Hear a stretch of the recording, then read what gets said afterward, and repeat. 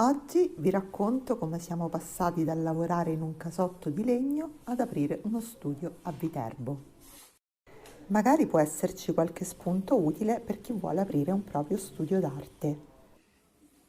Lavorando in un casotto in giardino, le uniche opportunità di vendita erano tramite i social o a qualche evento o fiera al quale si partecipava.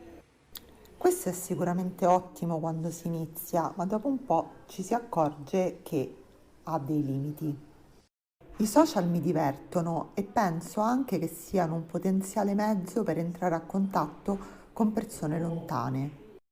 La vendita online però ha dei limiti, infatti è sempre diverso vedere un oggetto dal vivo piuttosto che in foto su Instagram. Così partecipavamo anche ad eventi sul territorio. Gli eventi però comportano dei rischi, soprattutto se si portano avanti e indietro degli oggetti fragili come degli oggetti in terracotta. Poteva poi accadere che pioveva, che faceva troppo caldo e quindi la gente andava al mare e insomma molti inconvenienti e la buona riuscita non era garantita.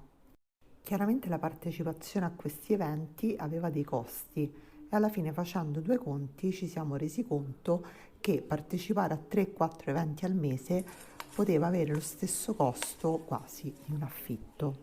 Le mie prime esperienze sono state poi in spazi condivisi, che sicuramente è un buon metodo per abbattere i costi e anche per farsi un po' le ossa.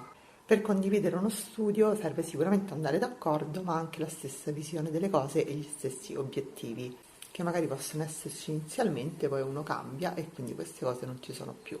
È un po' come un matrimonio, ci stanno quelli che durano 30 anni, quelli che durano 3 giorni e quindi così. Ma arriviamo ad oggi. Questa di aprire uno studio da soli è sicuramente la migliore scelta che abbiamo mai fatto e ho pensato a volte tornassi indietro direi facciamo subito così, invece in realtà ogni tassello è stato fondamentale per arrivare a oggi con questo studio. Sicuramente ottieni tutta la gloria ma anche tutti i rischi, però onestamente credo che se uno non fa il passo più lungo della gamba sia fattibile. Quindi per la mia esperienza, vantaggi e svantaggi di ogni situazione. Allora, studio a casa. Studio a casa, nessun rischio, puoi lavorare in pigiama. Il pigiama. Chiaramente vendi di meno, a meno che tu non abbia i soldi per investire in una campagna social, oppure tu sia molto bravo, molto portato. Sono cose che sì, si possono fare, tutti noi le facciamo, ma non si improvvisano.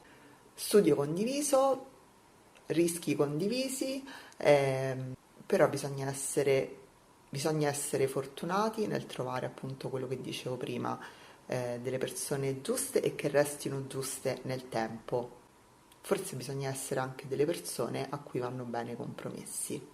Forse io non lo sono. Studio da sola, tutti i rischi possibili, immaginabili, però la libertà anche di aggiustarsi nel tempo. Mi spiego meglio, quando si apre uno studio inizialmente è un percorso, uno lo vede un po' come un punto di arrivo, ma in realtà è un punto di partenza e mano a mano ci si deve un po' anche adattare al pubblico, no? Dalle cose più stupide, da come sono esposte le cose, anche se stupide non sono perché ci sono persone che fanno studi su queste cose, eccetera, eccetera. E quindi diciamo che essendo da soli si possono fare le cose che si vogliono, anche per migliorare. Altro vantaggio, ci sono solo i tuoi lavori, quindi si crea comunque un'atmosfera che è adatta a quello che fai. Insomma, questa è la mia esperienza. Te se ti va, raccontami la tua nei commenti.